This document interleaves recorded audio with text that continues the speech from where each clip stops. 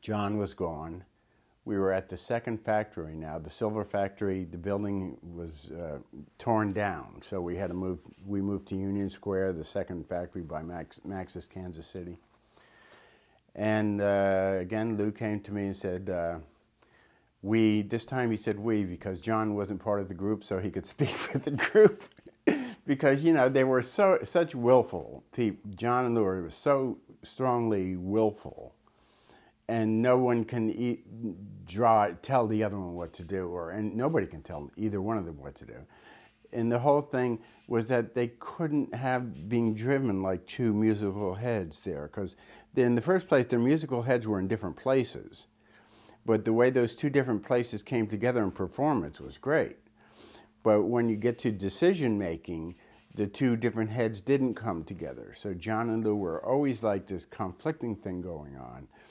And Lou couldn't speak for the group. He would just say, like for the White Light, White Heat, he would just say, Billy, I want you to do this cover. You know, John would have been happy about that and fine, but I'm sure he didn't ask him about it. And now that John wasn't there and Dougie was there and everybody was getting along as a rock and roll group, Lou came and said, we want you to do the album cover. You know, it's a whole new attitude. And because he was the little boss now. And so they came over to the second factory. I did several photo sessions of different headshots, jumping shots, you know, on the floor shots and all this stuff.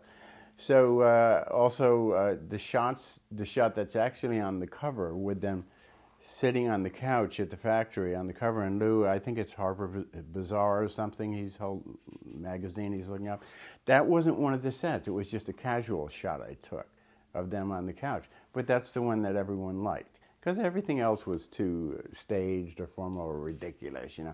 This was just like a shot I got as I was walking by the couch. They were sitting there, and Lou looked at me, and it was like what they're really like.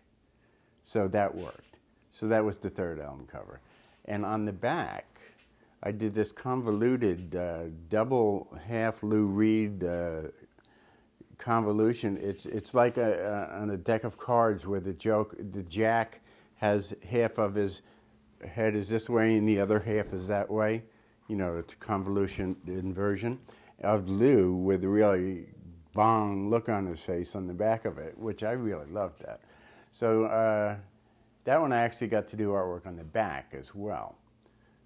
So also for that album, I think I got paid, I didn't get anything for the first two albums, but that one I got paid $300, which was the most money I ever had in my whole life. So, you know, everybody liked, I mean, we all liked what we did. We liked the music we made, we liked the album art, we liked us. As far as we were concerned, we were totally self-content about our artistic expression. We weren't concerned about any other groups, any other music makers. You know, we were just in our own wonderful world of making music, making art, and being a real group, a rock and roll group. But a rock and roll group that has something deeper going on. You know, deeper than, and I mean, the lyrics, Lou's lyrics are really out there. So they're more out there than anybody else's were at the time. You know, I mean, talking about heroin and actually mimicking the shooting up scene in the song. I mean, those things are all really gorgeous and real. But there was musically a deeper thing going on, too.